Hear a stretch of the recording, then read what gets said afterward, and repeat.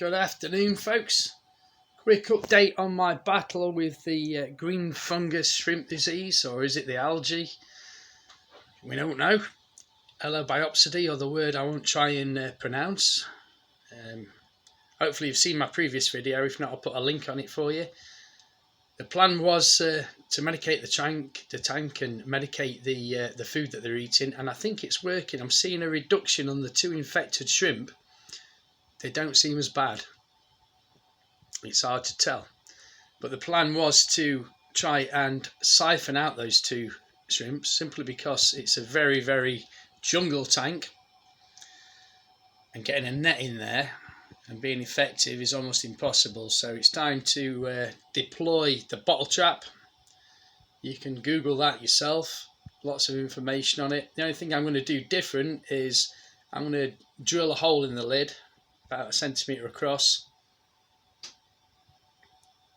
and I'm going to drill a couple of tiny, might actually use a pin to make some tiny holes in the bottle, because I don't want that water going stagnant overnight, because it's going to be one of those where you deploy it overnight, bait the trap. I'm going to bait the trap with medicated food, and the situation as it is, of course, use medicated food.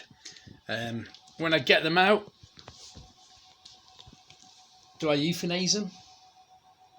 Don't like doing that, but if it saves the colony, might have to. Or do I put them in this other tank?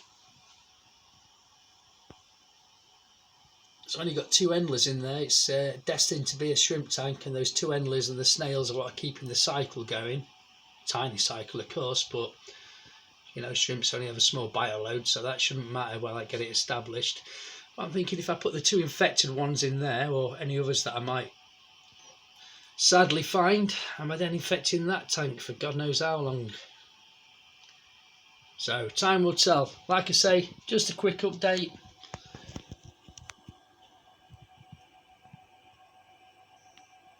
Try and give you a close-up.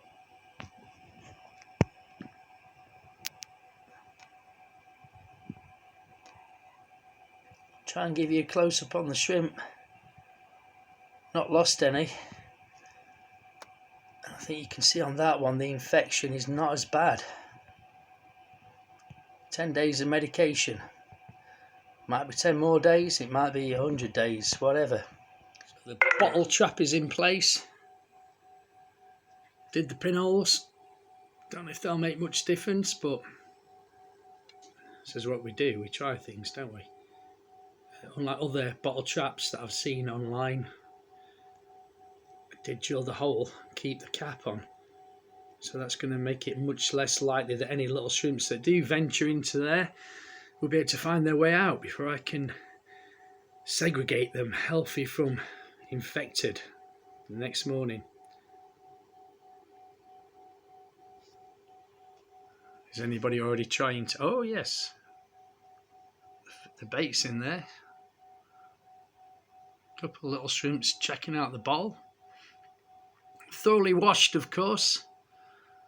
You have to remove the wrapper, and then sometimes the wrapper is put on with a little bit of glue, so soaked it in really hot water for a while to get that glue off. Scrub down, thorough wash. Right, let's see what the morning brings.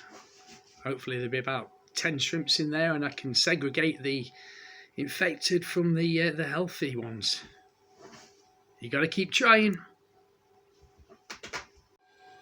Well, good news, the trap is working. It's only been 5 minutes. Look at that. 2 shrimps in there. I guess to make it really effective, make sure they're hungry. But it's working. It's working. I've caught 2 shrimps. Don't think I've caught the right 2. Hello.